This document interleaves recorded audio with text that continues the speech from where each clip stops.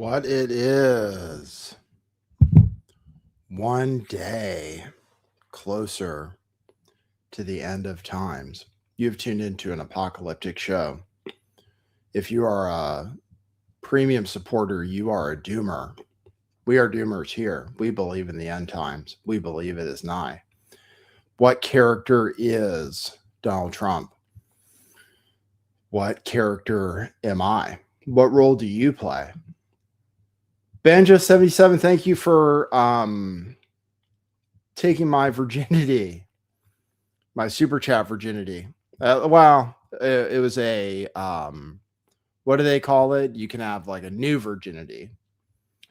I'm back. I enabled super chats. I figured it out. I was monetized. Hopefully this video is monetized. Let's see. Let me do that.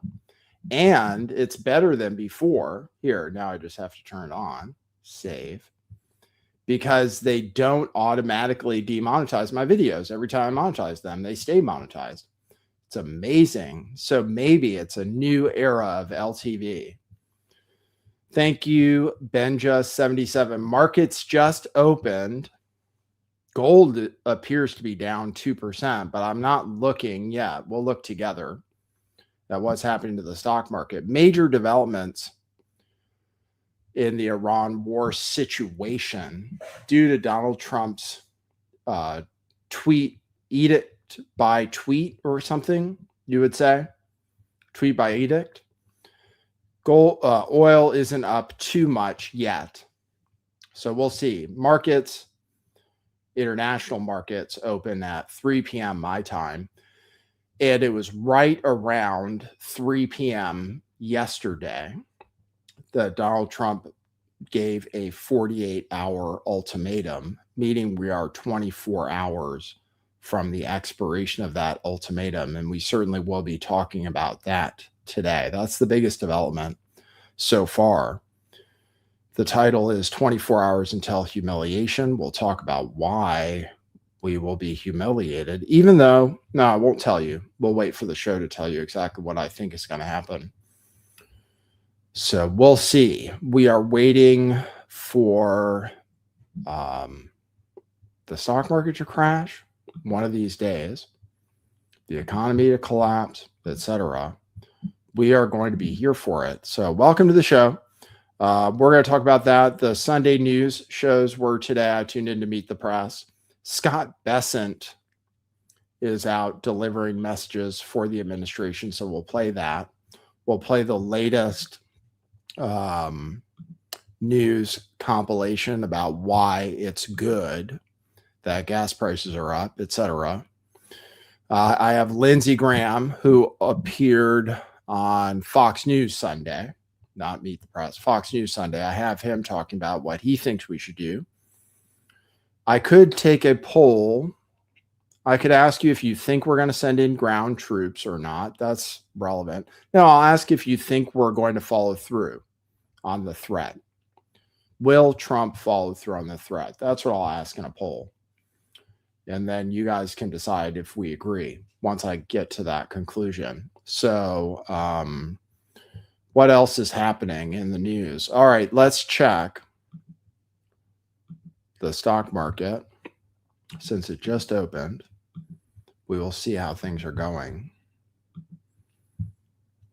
Gold, like I said, well, maybe it's not really down. I never know whether to trust the numbers. Maybe it's not really down, actually.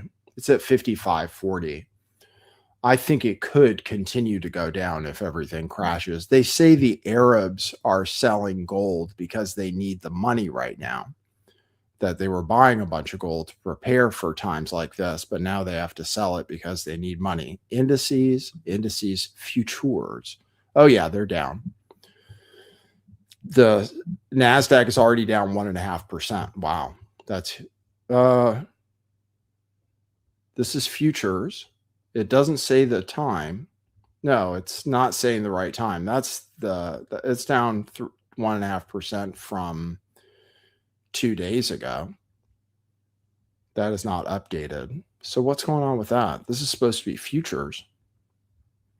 There's some kind of a fuck up. Oh, maybe it's not loaded yet. I see the X, so it must not be loaded yet. It's very high demand. There it is. It's loaded. So the Dow is down 100 points after hours. Okay, NASDAQ is down 0.5% already. So it gained near market close last time. So it's down 121 points. I have puts against the NASDAQ. If you'd like to participate in trading on a market crash and you have high conviction, you can buy puts. Normally you would never do that because it's a lot of leverage and it's very risky. But if you believe that things are going to get worse, you could. Although if it's a really bad down day, they're going to be very expensive. So anyway, hopefully you've sold all of your stocks already. Well, depends on what you think, but it's not a bad time to think about having some cash. Also to buy gold once the price goes down even further. So hopefully that happens. Then we'll buy some gold together and maybe some silver. All right. So anyway, that's what's going on. Stock markets are opening down. Let's see if we can see a chart. The chart always looks, oh, here, actually, it won't look stupid. Oh, yeah, it gapped down. It's below the close. It's already below the close from Friday. So we'll see how it goes today. I'd kind of like it to go up one more day because then I'll short again, but that's where we're at right now. Market is down. We'll follow it during the show. Trump tacos when the stock market goes bad. We'll see what he does on this threat. I'll tell you about it. So we'll tell you about the threat. We'll tell you the latest news from today. If there is any. Oh, yeah. We have videos. All right. So I have videos. I have Netanyahu complaining. I have various things. I have some of the stuff I didn't cover yesterday. So we'll just go over the news, okay? And you can, I'll tell you after the intro. Let me see if I have my video queued up for the beginning of the show. All right, here we go. All right, you guys ready? Here we go. Oops, media assets. Okay, cue musical intro. Come on. Boy, that's brilliant. It might be playing.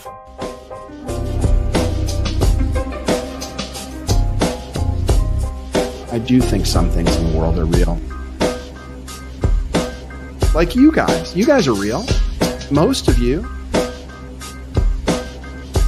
Most of my listeners, I think, are not just in my head. I think I have the metrics to prove it. You've taken a leap of faith today. What is that sound? And I apologize if you take offense. I'm a little offended myself. Welcome to our show. Welcome to the future. What it is, joining you live from sunny California. It's a beautiful day today.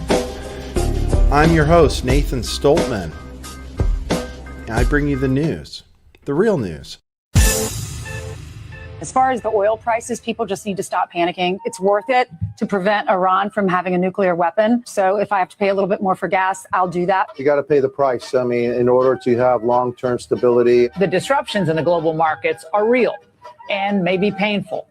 But the long-term benefits, again, are incalculable. There may be some sacrifices to be made at the pump on a temporary basis. I'm willing to pay 30% or 30 cents more at the pump to make sure that Iran does not have a nuclear weapon. To win in life, you got to suffer short-term pain for the long-term gain, or short-term pain for long-term gain. Freedom is not free. Americans are going to have to make some sacrifices. This is short-term, and I'm asking you to just trust the man, okay? Trust the system, let him cook. As far as the oil prices, people just need to stop. Trust the system, let him cook. All right. We'll see how they feel in a month. I'm giving them a month to change their minds, but they might change their minds faster. It depends. Depends on how much oil goes up and how much gas goes up and how much the stock market goes down. It depends, but within a month, I predict things will be different. It's definitely not 100% of Trump supporters who support this, or of Trump voters who support this. So we'll have the latest polls and stuff for you guys too. If you want to support the show, we have activated super chats. You may super chat And if you want to do the more efficient thing, which doesn't give money to YouTube, you can go to buymeacoffee.com/lifttheveil and leave coffees and comments, and you can do that anytime. And you can say whatever you want anytime, and I will read those before the end of every show. I promise. If you send super chats, I'll read them usually right away. And if you want to support the show in a way that benefits you, you can buy t-shirts by going to truthclothing.io, and buying one of these t-shirts, all of which are $5 or $10 for t-shirts, $20 for the one sweatshirt. So everything is super cheap. It's on, even the Bitcoin Save shirt is now down to $5. That's good. HODL shirts are $5. Pirate Chain shirts are $5. I'm wearing a Crypto Future shirt today. That's $10. Cheap, cheap, cheap, inflation free. The price will never, ever go up on my website. The value may go up after you buy it because they are collectible. Remember, women, we have many remaining women's styles of the most popular design we ever had, which is Question Everything with Last American Vagabond. You can buy those for $10 each. They're Bella and Canvas. Everything on the website is premium. Don't take my word for it. The people will tell you who bought these shirts. They are premium shirts. They last forever. Mine that I'm wearing are 10 years old maybe by now. So, and they still last. They last through washes, etc. So buy them now at truthclothing.io. That's a going out of business sale. All right. We will run a poll. Will Trump follow through on his threat? That's what we'll say. View and control room. Will Trump follow through on his threats? Thank you, Pirate Justin. See, it's already getting better. Thank you for that. $2 super chat. Appreciate you. Start a poll. Say, will Trump follow through on his threat? Yes or no? Start a poll. Okay, we will see what people say. Will Trump follow through on his threat? So Trump on Saturday afternoon, apparently it was around this time, like exactly. Apparently it was like 6:22 or something Eastern time that he tweeted this. Let's see. Let me go to that. Or he truthed this. Okay. It says 21 hours ago, the White House retweeted it. If Iran doesn't fully open without threat the Strait of Hormuz within 48 hours from this exact point in time, the United States of America will hit and obliterate their various power plants, starting with the biggest one first. Thank you for your attention to this matter. So that is his threat, which actually is a war crime. So I'm kind of predicting he will be impeached because that's actually a war crime. It's civilian infrastructure. You're not allowed to do that. So he's tweeting his intention to commit a war crime, hoping that the Iranians care about his threats and will fold somehow and open up the Strait of Hormuz immediately within the next 24 hours. That's what he was hoping for. So he truth socialed that post. Iran immediately replied to it and said, the spokesperson of the central headquarters of Hazrat Khatam al-Anbiya, which I don't know what that is, but everybody from the government said the same thing, says, following previous warnings, if Iran's fuel and energy infrastructure is attacked by the enemy, all energy, information technology, and desalination infrastructures belonging to the U.S. and the regime in the region will be targeted. So, including desalination infrastructures. So that is what they say they're going to do. if Trump follows through on his threat. If they do that, they've proven pretty much that they can hit Israel now near their most sensitive areas. It seems that the Iron Dome is failing. More of their missiles are getting through per missile, and they're firing more missiles every day. They're firing more missiles every day. More missiles are getting through the Iron Dome per missile, and they hit the most sensitive area, one of the most sensitive areas in Israel near their nuclear plant yesterday. And that was in retaliation for Israel having bombed their gas field, their big gas field. So which they said they would do. Okay, it's kind of important because I'm kind of taking Iran's word for the future, in terms of the future. Like, I'm believing what they say based on the fact that they said they would do all of the things that they're doing. They didn't explicitly say they would close the Strait of Hormuz, but they had claimed that they were going to do that many times before, and just didn't do it. But when they were threatened with war, they said if the United States starts a war, it will be a regional war. They followed through on that by attacking all of their neighbors that have U.S. bases. They said that if Israel hits their energy infrastructure again, that they will fire back at other energy infrastructures. They did that. And now they're saying if we attack their infrastructure one more time, then everything becomes a target, which would be the things that they haven't gone after yet, which I think are pretty easy for them to take out, which would be like Saudi Arabia's main oil fields and their desalination plants. The desalination plants are pretty important from what I understand because there's no water in the Middle East, and they need the desalination plants for people to actually live. Like, unlike oil, which theoretically you could ride your electric bike if you have power, or you can ride a bicycle with, your pedals and stuff, or you can walk somewhere. You need water to survive. They say you die in 3 days without water. So, and apparently, from what I've heard, they don't have other sources of water. So if Iran does that, goes after the desalination plants, which they've avoided doing so far, right? Then from what I understand, the Middle East has to evacuate pretty much. They pretty much just have to leave. And it's very precarious whether the governments currently in charge, the monarchies currently in charge of those states, will maintain power. So it's complete disaster for the neighbors of Iran who house U.S. bases and depend on the United States for their defense.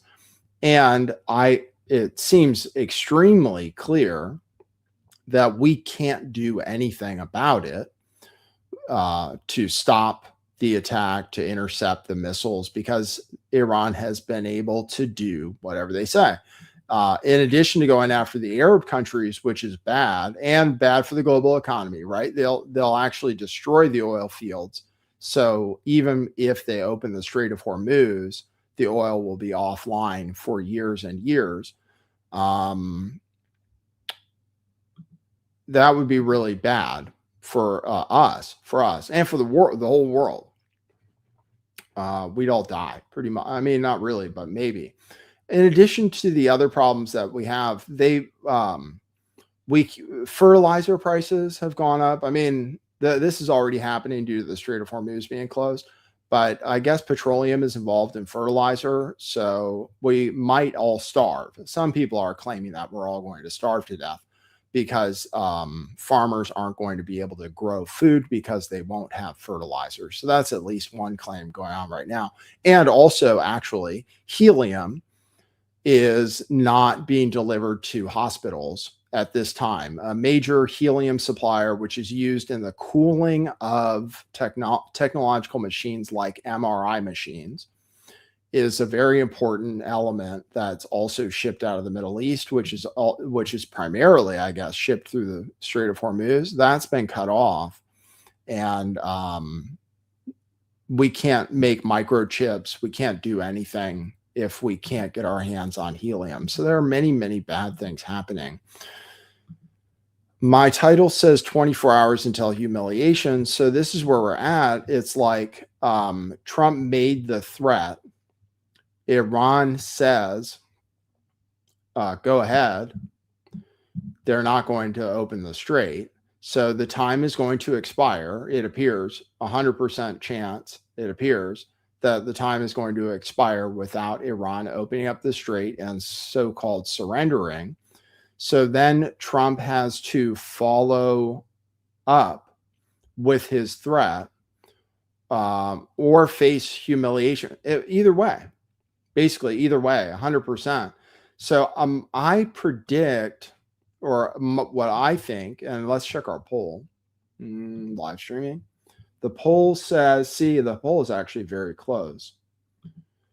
The poll says that, yes, he will follow through, but only 60% say that. 61% say yes, and 39% say no. I assume between now and then, there is going to be a lot of pressure from the governments or the monarchies in these neighboring Arab countries to not do what he says he's going to do, because it will ruin those countries and threatens the stability of those governments, more importantly. So I think he's going to get a lot of pressure not to do what he said he's going to do.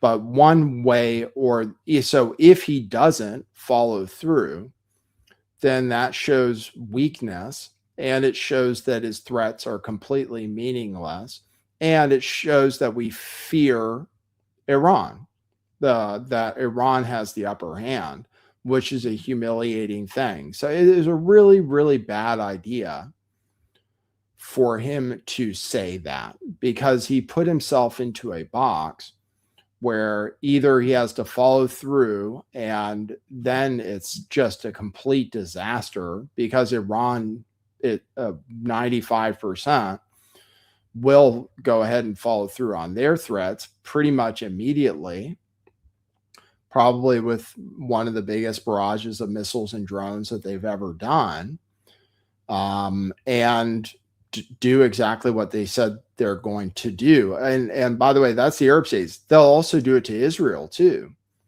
So it's a major, major escalation, which will cause total chaos. The markets will crash if they don't crash today in anticipation of it. If Iran follows through and blows up their oil fields, then oil will go to the moon. Pretty much. I mean, I wouldn't be surprised to see it go up like $20 in a day or something. Gas prices will go up immediately. And the whole thing will have reached what they call a whole nother level. And yeah, the stock market will crash, and it'll pretty much be all over at that point. And then that's not to forget that Iran has been totally restrained so far. The Houthis at any time can also close down the Red Sea, which is the rest of the oil. So right now, it's not that bad that the Strait of Hormuz is closed. If the Red Sea, because all the ships just go around to the other side through the Red Sea. If the Houthis are activated at any time, they've proven they can close the Red Sea down. And then we're really massively fucked. Oil goes to the moon, and we suffer basically a total humiliating defeat. So anyway, 24 hours from now, I'll probably be live covering it, and we'll see what happens. I say that he doesn't do it, which is the right decision. I mean, I don't know what I hope. I profit the more things get fucked up, but I don't want to see complete chaos and destruction and everything. So it would be better, even though I think it's going to happen eventually, it would be better if Trump showed some restraint, and also it'd be better if he didn't commit a war crime. So, because that certainly could get him impeached, which, you know, might happen one way or the other. Anyway, I think he might resign. He might just get pissed off of being president if everybody hates him, which they kind of do now. So let's see. Let's show you, not only have they threatened these things, Iran also says that if power plants are targeted, the Strait of Hormuz will be completely closed, because right now the Strait of Hormuz is actually open to allies of Iran. Apparently they're charging people to get through. So Iran just has control of the strait. It's not closed. They just are controlling who passes right now. And they're allowing China, India, Pakistan, and I think Turkey to buy oil from them in Chinese yuan. And they said they were doing negotiations with Japan. But I think those negotiations are actually off. So anyway, that's what Iran says they'll do. But either way, the Strait of Hormuz is going to stay closed pretty much. Trump keeps saying things to try to keep people calm and try to keep the markets from crashing and oil from going to the moon. He says Iran wants a deal, and we definitely want a deal. So we already know Iran's demands because I've covered them on the show several times. Iran says in order for there to be a deal, for them to open the strait and everything else, the United States must agree to several things: pulling out all of our troops from the Middle East, 100%, promising through international agreements and act of Congress to never attack Iran again, to leave them alone forever, and Israel. And what was the other? Oh, and reparations. They want reparations also. So they want reparations. They want a promise to be left alone forever. And they want, I said them all. They want troops withdrawn from the Middle East. I think I said all those. So that's what Iran wants. The United States apparently has released our demands in contrast to what Iran is demanding. The United States apparently wants 6 commitments from Iran in order to have a real ceasefire. Number 1, no missile program for 5 years, 0 uranium enrichment, decommissioning of bombed reactors at Natanz, Isfahan, and Fordow, strict outside observation of centrifuges and related nuclear machinery, regional arm control treaties with a missile cap no higher than 1,000, and no financing for proxies, Hezbollah, Houthis, and Hamas. And a U.S. official says, our view is we've stunted Iran's growth. Okay. So Iran will not agree to any of those things. They need the missiles to defend themselves, obviously, from Israel. They have stated repeatedly that they want to continue using nuclear power. So they're going to keep enriching. They're going to keep making missiles, and nobody's going to tell them not to. So actually, they will not, as far as they say, agree to any of our demands. We're not going to agree to any of their demands, not anytime soon. So it appears, we are where we are. The Strait of Hormuz is closed indefinitely, and there will be no ceasefire, and there may be severe escalation as early as tomorrow. So buckle up for that. Here's Scott Bessant. For some reason, the Secretary of Treasury is doing a lot of talking about the war. So yeah, Prague, this is exactly right. Is like Iran, we want to be able to come back anytime. We want to be able to shoot them anytime. That's our deal. Our deal, Trump says he'll leave. Okay. But he wants the option to come back if they ever do nuclear enrichment again, which they will. if they ever make ballistic missiles again, which they will. So Israel and the United States, they just want to do this every once in a while, mow the lawn, Israel calls it. They just want to be able to come in and bomb every once in a while, because actually they don't want to be in a prolonged war, because they run out of missile defenses pretty quickly. So it actually gives Israel a chance to rearm their missile defenses so that they can do another strike, another 12 days or whatever they want to do to try to degrade Iran. Then Iran will just rebuild, keep living, etc. So that's why Iran wants to change the what do they call it?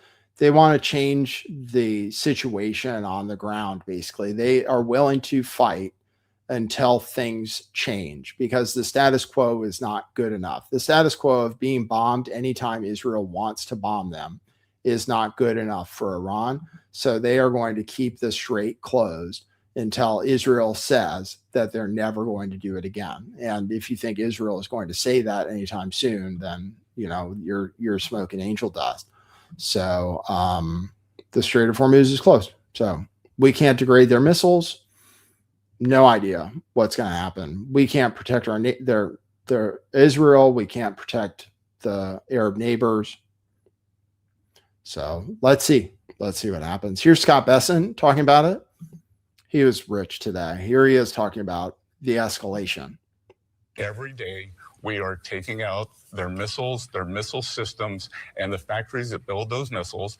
And now the General Kane, Secretary Hegseth are leading a campaign to destroy all the fortifications along the Straits of Hormuz.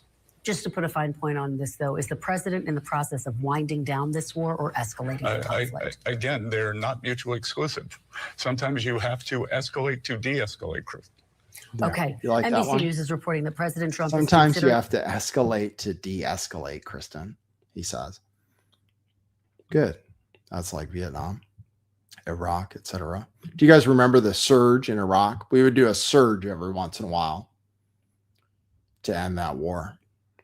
It was a surge. Oh yeah, we're just going to put in another 100,000 troops, and then in 6 months it'll be better. Here's Scott Bessant saying that we've got them by the balls. If we've got them by the balls, then why are they still shooting missiles every day? I mean, they're literally shooting more missiles all the time. We obviously can't degrade their missiles. We keep saying it, but we obviously can't do it. We obviously can't. Otherwise, we would have. It's 23 days in. We said we won the first day. We said we destroyed the Air Force. We destroyed their military 100%, but they're still shooting missiles. They're still shooting drones every single day, more and more every single day. So, and we obviously can't do anything about it.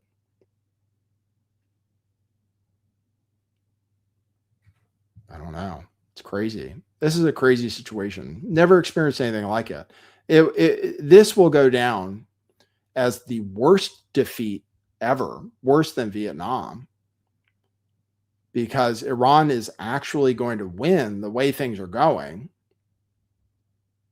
because they don't care if the whole world economy crashes, because they've already been living under sanctions for many, many years. Their economy already sucks. And they say they have a year's worth of food and provisions for their people in the event that we knock out their power, totally disable them, totally do a siege against them, whatever we decide to do. They say they're prepared for that for at least a year, which no other countries have been preparing like that. So Iran's been preparing for this war for a long time because they knew it was going to happen, because their neighbor Israel is insane. So they've had to prepare. They've stockpiled their missiles. They've stockpiled their drones. They put everything underground where it can't be blown up. They're ready. And it's the rest of us that don't want to suffer. They're not going to suffer that bad. They're not going to suffer as bad as everybody else from a global economic crash. They've already been living in a shitty situation. The other thing is if the population is reliant on the government for food and everything, then they're going to want the government to stay. If the government ends up having to take care of people because we take out all the resources, they're going to like the government more. So it's not going to help us with regime change. And there's like this person on Twitter who's a Iranian expatriate who wanted us to bomb Iran, who's even saying, don't go after the civilian infrastructure. It's not worth it, and it hurts the Iranian people. Going after the power hurts the Iranian people. It's not about the regime. So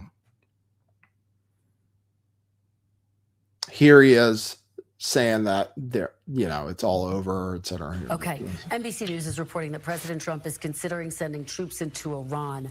Will the administration use troops to secure the Strait of Hormuz or for any other reason, Mr. Secretary?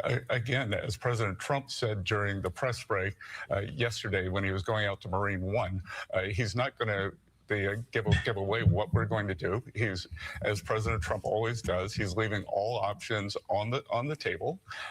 We had a very successful bombing campaign against the military installations at Karg Island, the nexus for all the Iranian oil supply. What could happen with Karg Island, we'll see. And again, just to be clear, the command and control system of the Iranian regime is in chaos. This is Hitler's bunker. Hitler is dead. Himmler is dead. Goring is dead. Most of what you're seeing are lone wolf activities. The mid-range ICBM that was shot off, these 2 missiles yesterday, that's out of desperation, Kristen. There you go. I hadn't mentioned. Oh, what the hell? I hadn't meant. Oh, damn it. Hold on. I hadn't mentioned the missiles yet, but Iran also shot missiles. I think it was 4,000 kilometers to Diego Garcia base. And apparently they were intercepted, but it shows that they have a much longer range of missile than they previously disclosed. So and if they have that kind of range of their missiles, then they can reach London, Paris, all kinds of other countries, which just opens up a whole new thing. And Israel is saying that they have like a special 2-stage, it's like a satellite rocket. They have a 2-stage satellite rocket that's almost like an intercontinental ballistic rocket. So they have more advanced weaponry now than we were even aware of before. Almost an intercontinental ballistic missile. So that's bad too. He said they fired it out of desperation. If they were desperate, they'd be blowing up all this other stuff. If they were desperate, they'd close the Red Sea. If they were desperate, they'd blow up the oil fields. They're obviously not desperate yet. Because if they were desperate, they'd be firing at everybody. So far, they feel like, they're exercising restraint by not going after all of those targets that'll really be problematic for everybody else. Here he is. Here's Scott Bessant again. 50 days. So that's what he says. 50 days of elevated prices. Here's his. I hate this guy. And he's gay too. But not that I have a problem with gay people, but he is gay. He is a homo.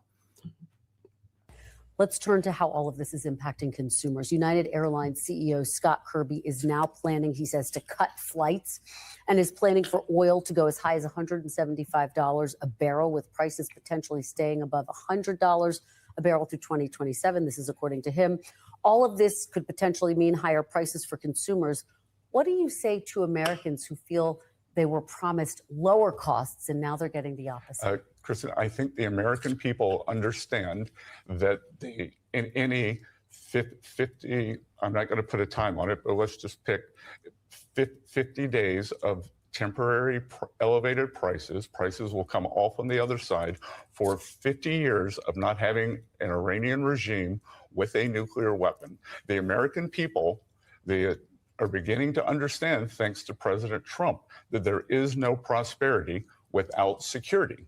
I heard you say 50 days. Are you saying that prices could No. start to come No, down? no. What's the time I frame? was just picking a point. I don't know whether it's going to be 30 days. I don't know whether it's going to be 50 days. I don't know whether it's going to be 100 days. But to have 50 years, the peace in the Middle East, and know that the Iranian regime is defanged. Because, Kristen, what we had before was the illusion of security. Imagine this regime, if they had had another year or 2 years to build out their missile capabilities, they would have built a shield around themselves, and it would have been impossible to prevent them from getting a nuclear weapon. Okay. Well, it's already impossible. So anyway, that's another, many people are comparing it to 2 weeks to slow the spread. Yeah, we are in that situation, basically. We are in the 2 weeks to slow the spread situation. And people still believe it. People still believe it will be over soon. People still believe that. Otherwise, the stock market really would have crashed. Obviously, people still believe that it's going to be over soon. 50 days. It was 2 weeks. It was a month. I'll play more Scott Bessant. Another thing we've done is unsanctioned Russian oil and Iranian oil. So we've unsanctioned Iranian oil, which they're going to make money off of, no matter what anybody wants to say. Some people claim they're not going to get any of the money. I have video of that too. I could play. There's guys like, oh, they're not going to get any of that money. So we're unsanctioning Iranian oil to keep the price of oil down temporarily. So that's why we're doing everything. We're unsanctioned Russian oil to try to keep the price of oil down. Now we unsanctioned Iranian oil to keep the price of oil down. But people are asking, oh, I thought we were fighting a war against Iran. Why are we letting them make money off of their oil? And this is Scott Bessant's explanation for that. Why is the U.S. helping to fund a country that it's currently at war with, Mr. Secretary? Again, Kristen, why don't we have good facts here? That Iranian oil was always going to be sold to the Chinese. It was going to be sold at a discount. So which is better, Kristen? Which is better? If oil prices spiked to $150 and they were getting 70% of that, or oil prices below 100, it's better to have them where they are now. And to be clear, we had always planned for this contingency. About 140 million barrels are out on the water.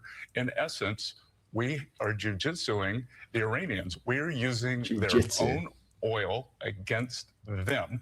We have a much better line of sight, to be clear, at Treasury when this oil goes to, if it goes to Indonesia, if it goes to Japan, if it goes to Korea, we have a much better line of sight and are able to block accounts that the oil goes into.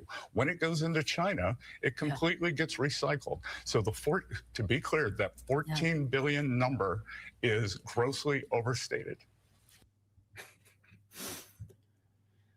Pretty funny. Jiu-jitsu. I like that, right? Jiu-jitsu.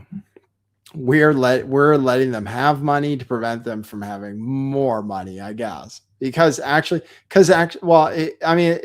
the game away. It's obvious.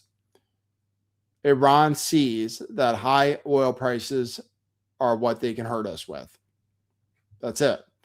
They can't hurt us in America. Like, the reason Americans don't care that much is we're not getting hit with missiles every day, the way Israel is. Israelis are still willing to live with it because they're psychotic and think Iran is, wanted to kill them or was going to nuke them or whatever. But in America, we're far away from actually being hurt by anything Iran does. So the way they can hurt us is with high gas prices. And the way we're trying to combat Iran is by keeping oil prices down. because the American people will put up the war as long as oil still stays around $100 a barrel where it's at now. So that's it. And they know if they lose public support for the war, they're kind of fucked. So that's the game plan. And Iran knows they're hurting us, obviously. So that's him on the oil sanctions. Jiu-jitsu. Here's another guy. I have another guy talking about how talking about the sanctions, where he's like, oh, they're not going to get any of that money. Here, I'll play that. Let's see. Front, though, you talk about Iran and what a threat they are and what a disaster of a regime they are to their people, to the world. Secretary Scott Bessant said today, the Treasury Secretary, that the U.S. might suspend sanctions on Iranian oil that's already out to sea amid these high prices. I think some people might say, why would you ease sanctions on a country that the United States is currently at war with? How would you answer that? Well, I would answer that. Do you think that Iran is, once that oil arrives wherever its destination is, do you think that Iran's getting the check? Do you think they're going to be able to get the money? Yes. The money's probably going to come to the They are United getting States the of money. America. How are they getting the money? Or is it being wired by China and Yes. by India to what bank in Iran? And if Yes. there is a bank in Iran, in about 15 minutes, it can be gone. But that is what's happening. I mean, that is who's buying their Well, oil. you say that, yeah, but that's what the ships at sea, right? You're saying the president's considering reducing sanctions for that oil because the payment's never going to get to Iran. That's pre-war. We're into this 20 days, Caitlin. We're into this 20 days. I mean, everything has changed. You're acting as though we're 20 days ago when Iran was sending this ghost fleet around in violation of the sanctions, getting paid. That's all different now. Everything has changed. The banking said they don't even have an internet in Iran right now. Well, You but think the somebody's leadership going to does. the Obviously, ATM? they turn it off. We can't even find the so-called supreme leader. Is he alive? Does he have a leg? Is he in a coma? We don't know any of these things. But I don't think that means that they're not getting any of the money from oil right now. I mean, they turned off the internet for the people of Iran. That's certainly true. Right. But Well, I think some people might not see the You're rationale. speculating, and so am I. But I don't think you can assume. I don't think you can assume that the terms of sale are the same as they were 20 days ago now. But do you have any issue with that? I guess in principle of easing those Iranian sanctions while the U.S. is at war with Iran, or do you see the logic? I think the issue is that we are not going to punish the countries that receive the oil because they're likely going to get it for free or they're going to pay us for it. The point is Iran's not going to get the money. And even if Iran were to get the money, where are they going to spend it? You know, Russia's not helping them. China's not helping them. You know, I don't know if anything's much open on the streets right now in Iran. I think people are hunkered down in survival mode right now. And so I don't think the regime is going to, you know, be headed out for vacation on their new the new influx of money from the money that's sold to China or India. Yeah, I mean, I think Russia is still helping them. They're helping them target U.S. forces and assets in the region, as you know. But we'll leave the conversation there. That's a claim, right? That's a claim, but let's not. Yeah, somebody's like, oh, it's making her look reasonable. No, some people are saying pay in gold. They're paying in yuan. That's what I guess people are paying in.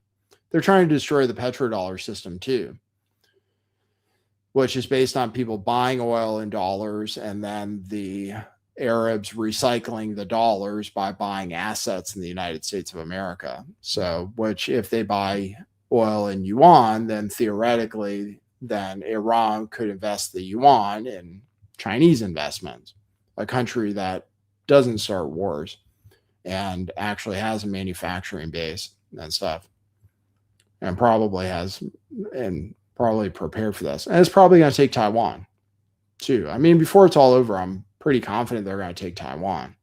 And then we're really screwed because they'll have all of our chip manufacturing.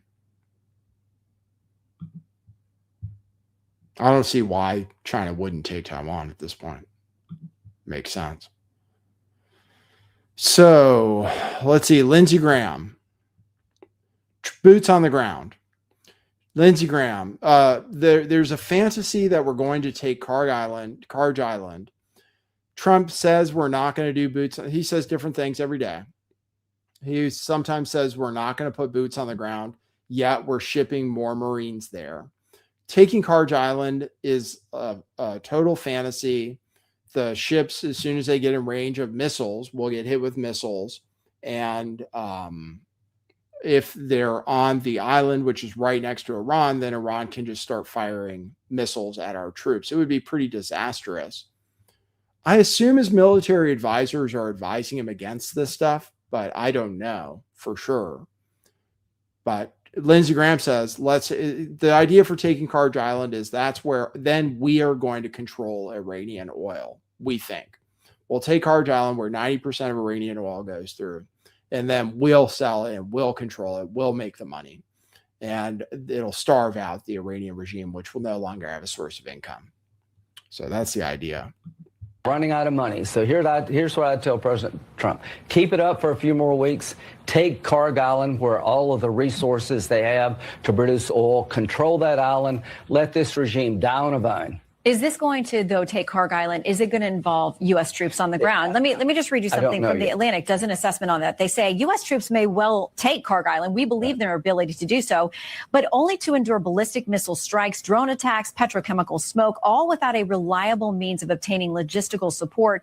The result could be a grinding war of attrition. They talk about how far away they would be from resupply. I'm sort of tired of all this armchair quarterback, and this has been an amazing military operation. God bless the fallen.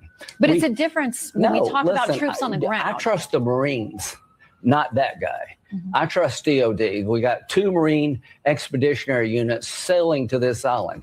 We did Iwo Jima.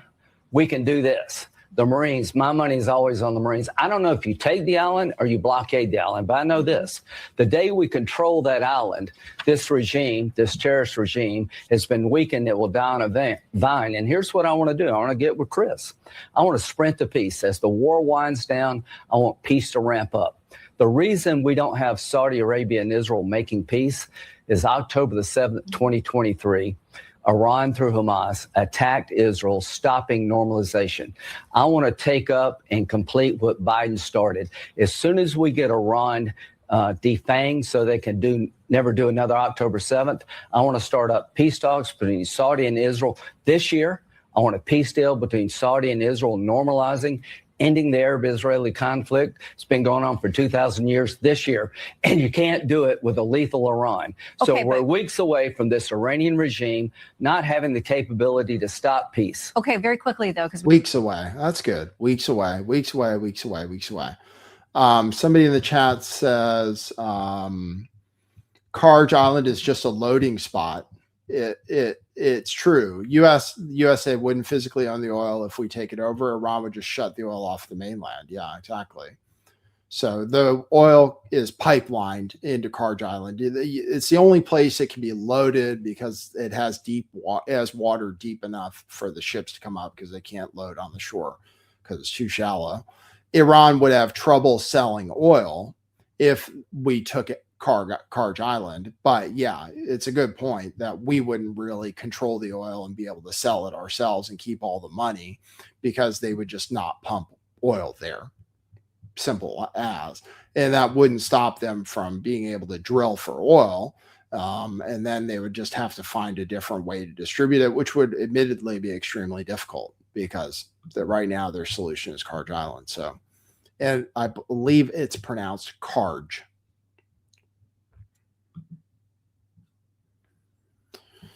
Let's see.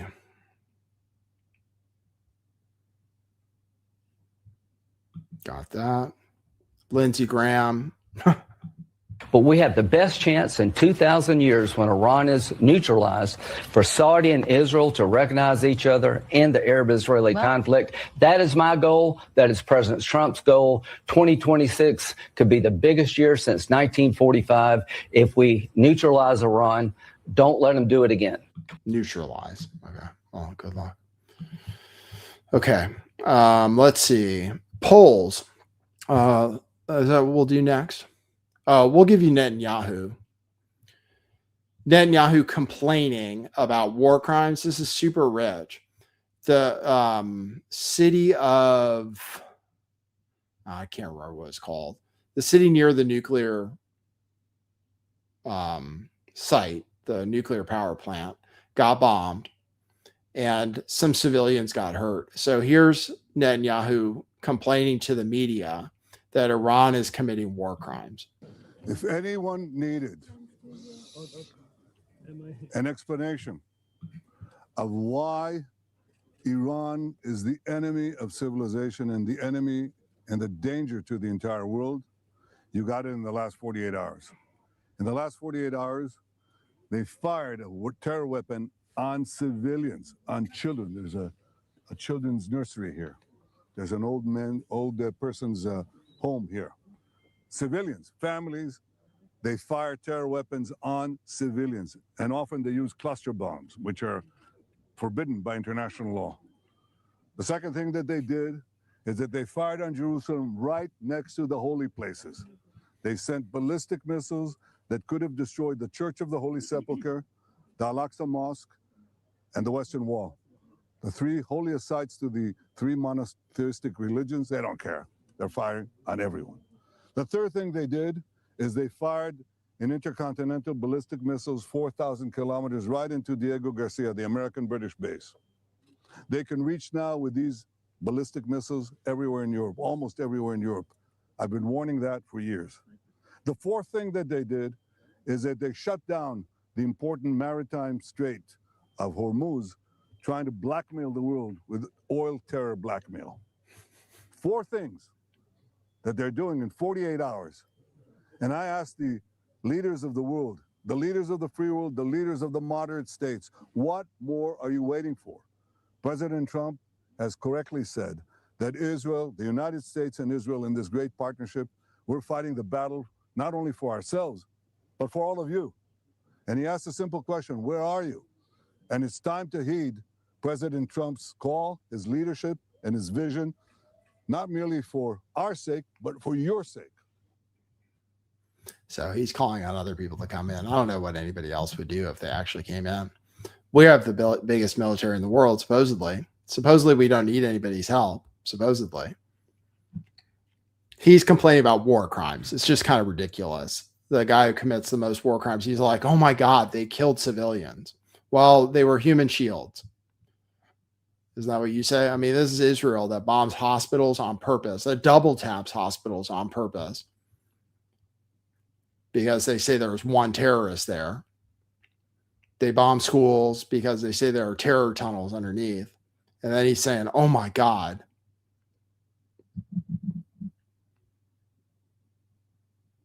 Pretty funny. What else do I have from Netanyahu?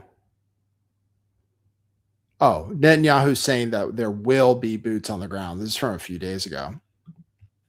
It is often said that you can't do revolutions from the air. That is true. You can't do it only from the air. You can do a lot of things from the air, and we're doing, but there has to be a ground component as well. There are many possibilities for this ground component, and I take the liberty of not sharing with you all those possibilities. It is often said that. So that's him pretty much saying that we have to put boots on the ground. All right, what else? Blah, blah, blah. Stuff about Israel. Okay, the polls. It is often said, or here, Trump says 100% of people support the war. A CNN poll did literally say that MAGA Republicans, people who self-identify as MAGA Republicans, support the war. 100% of them support the war. CNN did literally do that poll. So here's Trump saying that.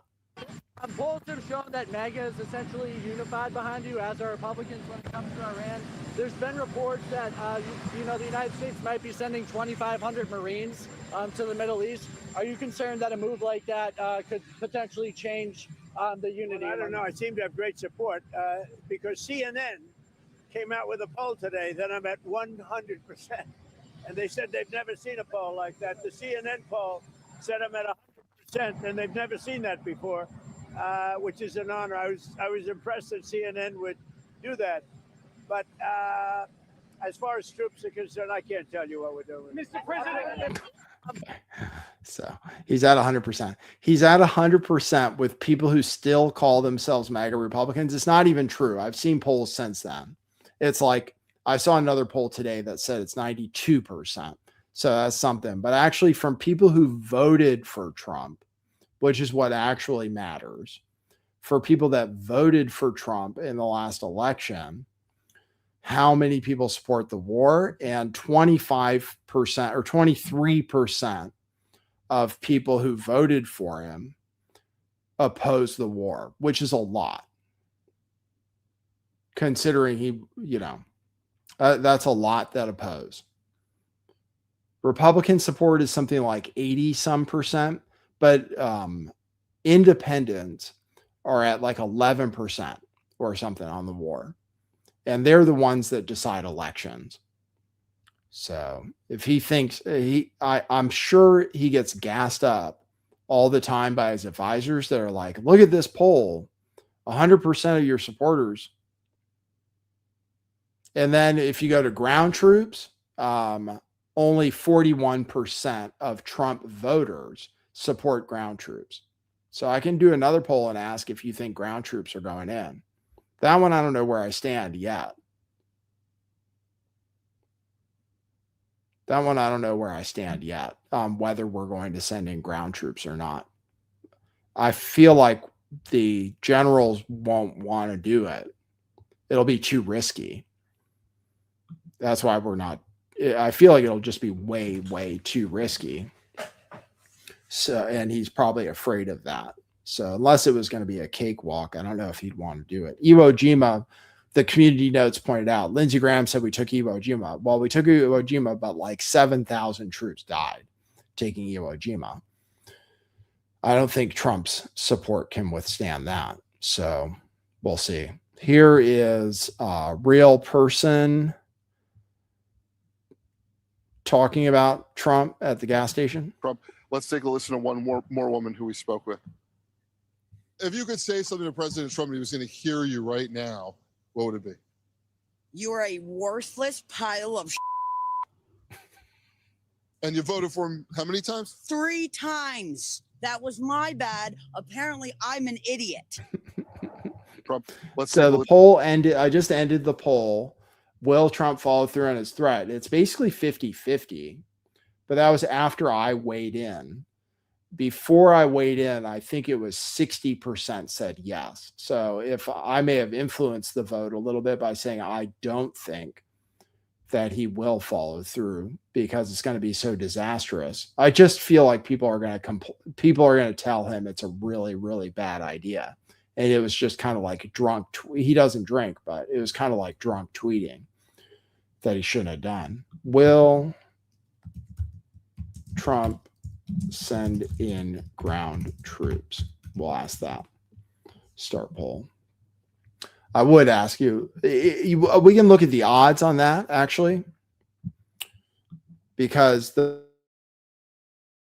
those are pretty instructive. Let's see. I don't know if they have them on Kalshi or if they're all ground troops. No, it's not on Kalshi. I think it's on Polymarket. Kalshi's not offering bets on that, I don't think. Let's see if I can get the Polymarket website. Never loads for me. Polymarket. Let's see if it loads. No, I don't think it's loading.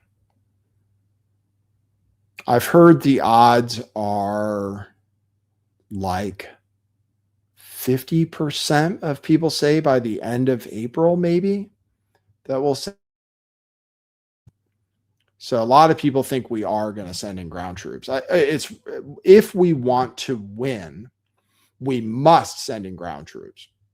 Otherwise, we lose 100% of the time, in my estimation. If we want to win, as in actually take care of their nuclear problem, actually destroy the ballistic missiles and destroy the missile production and all of that stuff. If we actually want to achieve our objectives this time and not just keep bombing them every 6 months or whatever, then we have to send in ground troops to do that. If we want to open the Strait of Hormuz, we have to send in ground troops. There's no other way to do it.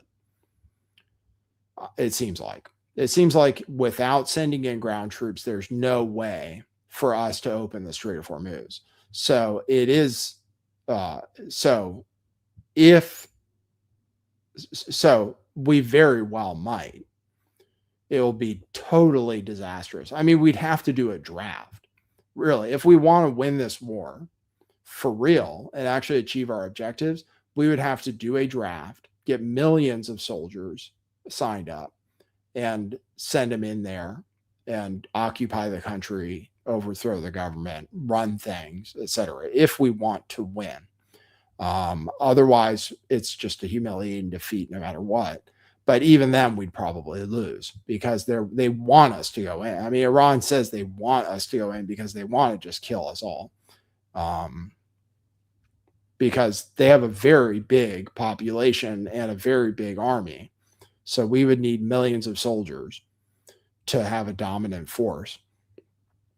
So I don't know what it's going to be. Pete Hegseth, this is just kind of funny. Ironic, really.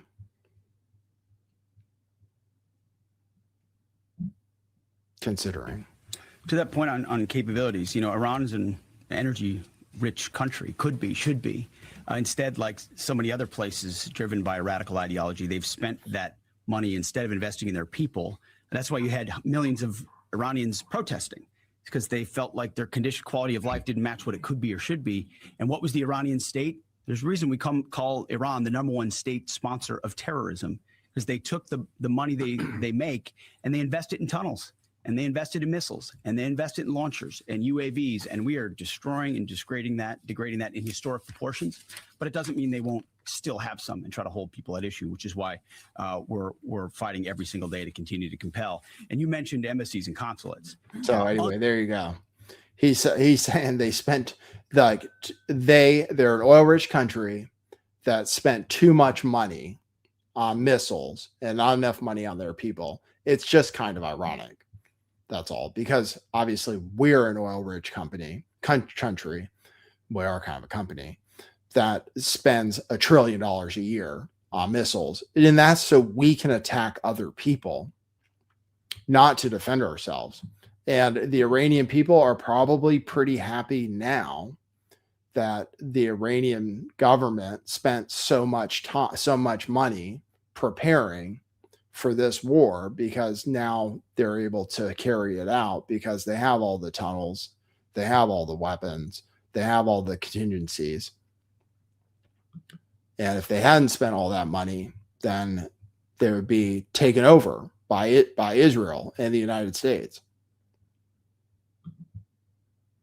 So, I mean, they're pretty happy they spent the money the way they did, because now they're in a position to actually win the war that they knew was coming, because Israel promised, Israel's been threatening them forever. Let's see. Oh, the Israelis, this is translated from Hebrew, say that the U.S. will be forced to launch a ground operation to take over Karj Island, according to two sources familiar with the details. In recent days, discussions have begun in the U.S. administration on whether to conquer the island in order to cause Iran to stop preventing ships from passing through the Strait of Hormuz. So Israeli news is reporting that there will be ground forces going into Karj Island.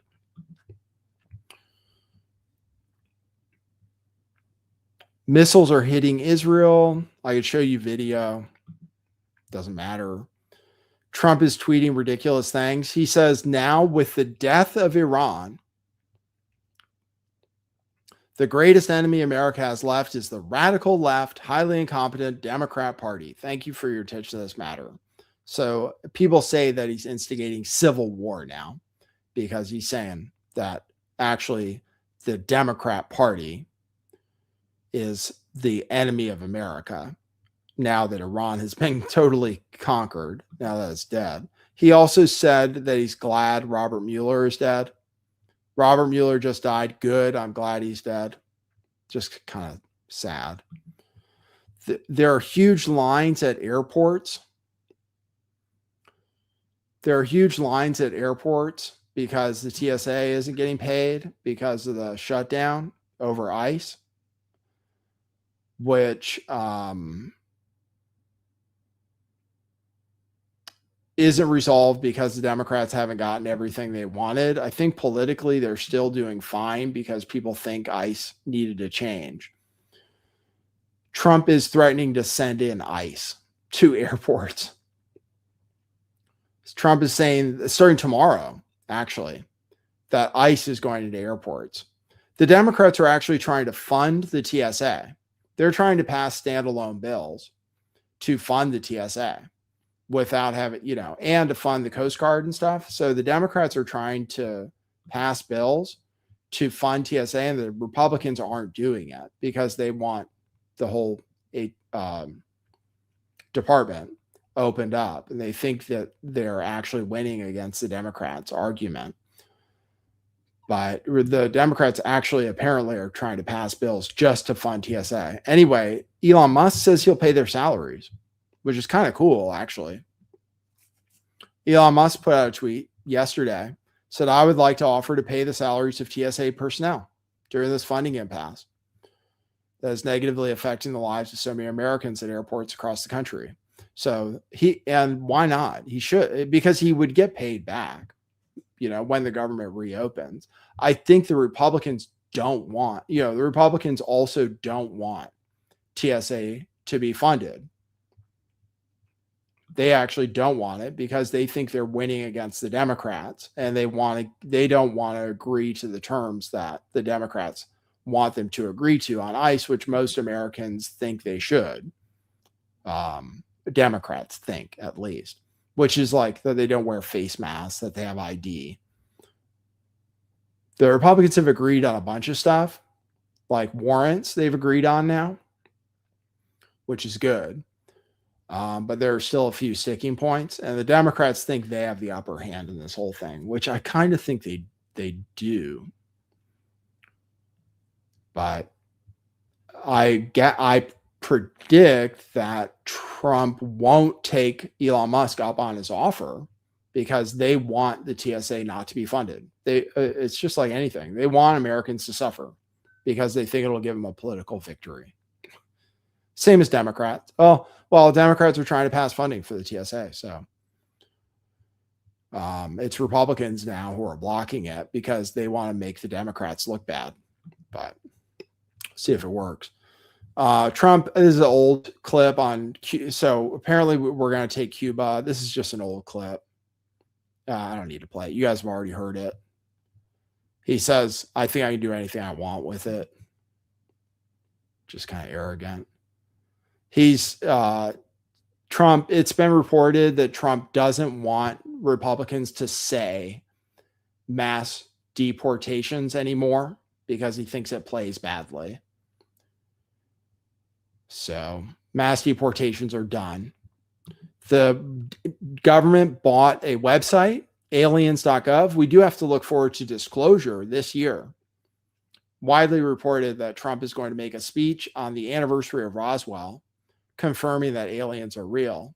So the government apparently bought the website aliens.gov recently. So I think that's one I would bet is going to happen. That's the news. Let's check in on markets. Totally recovered. I mean, haven't totally recovered. Still down. The Nasdaq's still down 0.2%. I'll show you the chart. Markets are recovering from market open. So still no panic. Still no panic in stocks, which I kind of like for now, for different reasons. Still no panic in stocks.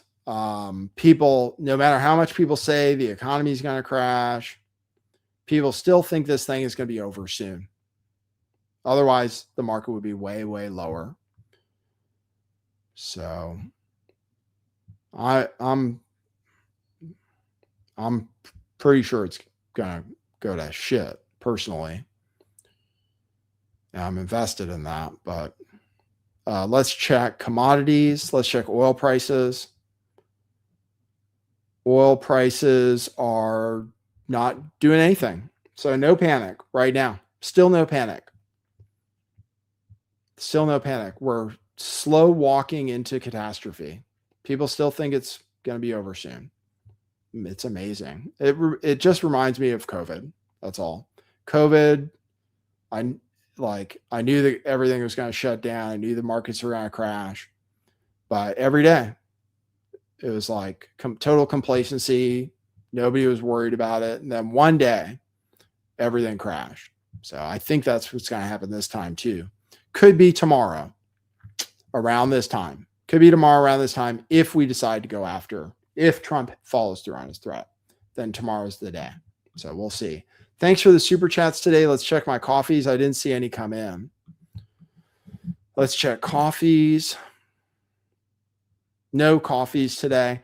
If you want to support the show, buy coffees, buy t-shirts, buy super chats, etc. You can also do super thanks.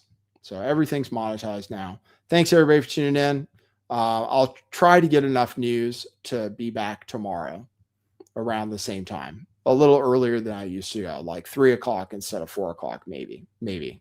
All right. So thanks everybody for tuning in. Good seeing you. And for now, that's what it is.